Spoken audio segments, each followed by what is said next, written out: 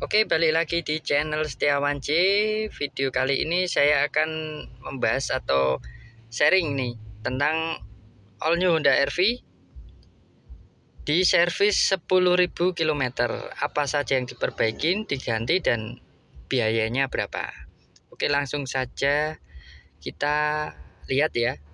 Sebelumnya mungkin ke yang 1000 km dulu bisa saya kasih tahu lah. Ini untuk sharing teman-teman ya, mungkin yang punya Honda All New HRV, atau mungkin saya rasa untuk servis itu hampir semua mobil kurang lebih lah sama, mungkin untuk tipe-tipe tertentu ya. Ini untuk Honda All New HRV yang 1500 cc yang non turbo ya. Kecuali mungkin yang turbo itu agak beda ya mungkin ya. Ini kita coba lihat yang 1000 km. 1000 km itu nggak ada yang diganti. Jadi dia cuma pengecekan semuanya, dari oli mesin, saringan udara, drive belt, stasioner, oli transmisi, untuk cairan rem parkir, filter AC mungkin dibersihkan. Terus ini pintu geser elektrik itu mungkin untuk seperti Honda Freed dan lain-lain ya. Jadi ini enggak ada kalau untuk Honda RV. Terus pengecekan kaki-kaki, T-rod, gearbox steering, boot T-rod, steering gearbox, and boot komponen suspensi komponen, drive shaft. Pokoknya untuk komponen kaki-kaki diperiksa semua, dicek-cek ada yang rusak atau enggak. Terus ini ABS, selang rem, intinya semuanya diperiksa ya sama bengkel resmi ya. Jadi untuk yang 1000 km nggak ada biaya apapun, cuma pengecekan semuanya. Mungkin jika ada untuk apa itu namanya, penambahan cairan seperti mungkin radiator coolant, nah itu mungkin ditambahin sama dealer. Untuk aki, karena akinya dia udah MF yaitu maintenance free, jadi ya nggak ada perawatan lah istilahnya seperti itu. Ini untuk yang 1000 km semuanya diperiksa semua tanpa ada yang diganti. Oke, ini untuk yang 1000, jadi biayanya 0, nggak ada. Ini untuk Honda All New HRV dia masih gratis jasa servis sampai 50.000 kilo. Oke, kita lihat yang ke 10.000 km ya. Perawatan apa aja, yang diganti apa aja. Oli mesin dia jelas ganti per 10.000. Sebenarnya kalau untuk oli mesin sih menurut saya ya ini ya, lebih baik 5.000 kilo sih kita ganti, itu lebih bersih lah istilahnya seperti itu. Kalau 10.000 itu menurut saya seperti kelamaan lah.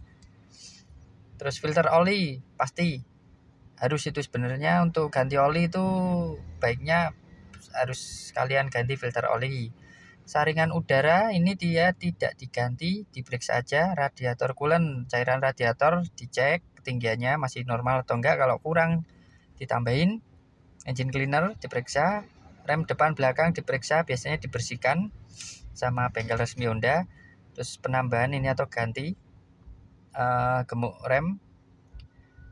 Untuk cairan rem yang ke-8, cairan rem ini dicek. Terus rotasi ban 10.000 km biasanya dirotasi per 10.000.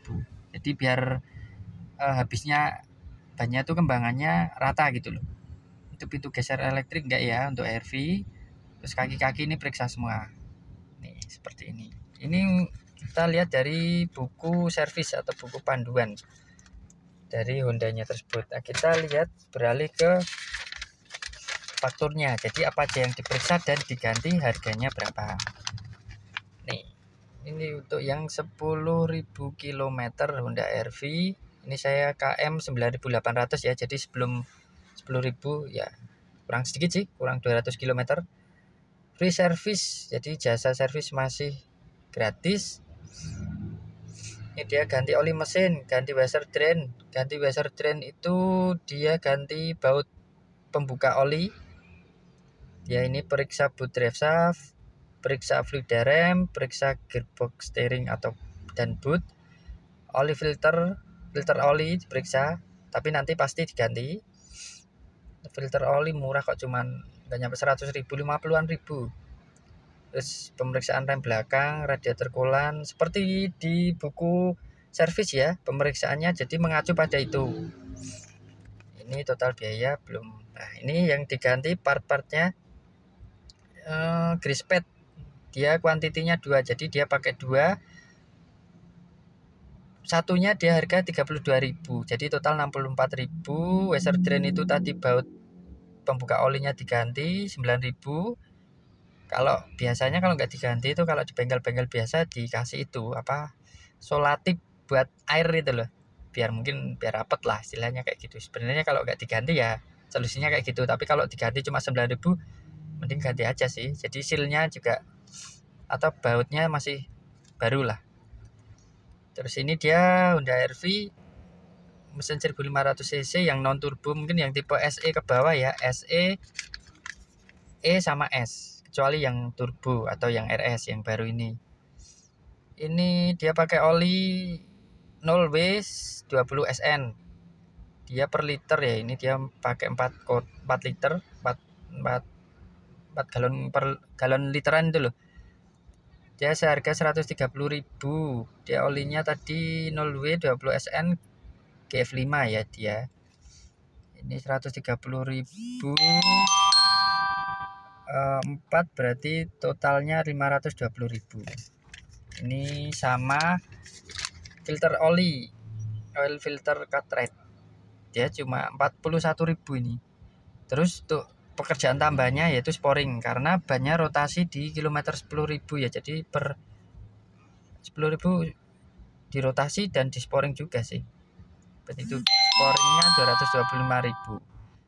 Jadi total biaya keseluruhan tadi yang diganti adalah ini 859.000, PPN-nya 11%, 94.490. Jadi totalnya 953.490. Jadi istilahnya kita servisnya ya bawa uang 1 juta lah. Nanti bonusnya paling dicuci bodinya aja sih kalau di bengkel resmi, luarnya aja dicuci biar bersih seperti itu. Oke, mungkin ini video sharing ya, dari yang 1000 km sampai yang 10.000 km. Nanti yang 20.000 km bisa saya sharingkan lagi, buatin video lagi. Jadi untuk pemilik mobil baru penting sekali untuk inilah selalu menyimpan buku servis sama buku panduannya, karena bisa buat patokan kita waktu mau servis atau mau perawatan itu. Kita punya kuncinya sendiri lah. Jadi untuk ke dealer atau ke bengkel resmi itu kita bisa tahu estimasi apa aja yang diperbaikin, yang diganti apa aja. Masalahnya terkadang untuk bengkel resmi pun tuh terkadang dia menambahin beberapa item yang mungkin sebenarnya nggak masuk di situ, cuman memang baik untuk mobil sih. Oke lah kalau kita mungkin punya dana lebih, monggo mau ditambahin seperti engine dressing itu untuk membersihkan mesin, ruang mesin. Jadi ruang mesin tuh jadi terlihat bersih, kinclong seperti itu, seperti baru lagi, itu bisa. Itu kalau nggak salah sekitar 200 ribuan lah biayanya. Seperti itu. Tuh, atau penambahan lain dan lain sebagainya. Jadi atau mungkin waktu ke bengkel resmi jika ada keluhan di mobil Anda nanti bisa disampaikan ke SA atau sales advisor-nya kalau nggak salah. Jadi ke penerimaannya itu kita kasih tahu ke dia ada trouble apa atau kok gini kok gitu. Biasanya yang kemarin saya temui itu rata-rata trouble, yang nggak trouble sih sebenarnya di lampu otomatis, lampu utama itu loh. Jadi kalau mendung sedikit dia nyala. Kalau menurut saya ya memang kayak gitu sih, namanya otomatis, dia pakai sensor, dia agak mendung dikit, menurut si alat itu dia gelap ya otomatis lampu nyala, tapi nanti kalau terang dia juga mati sendiri sih. Tapi rata-rata konsumen katanya dari si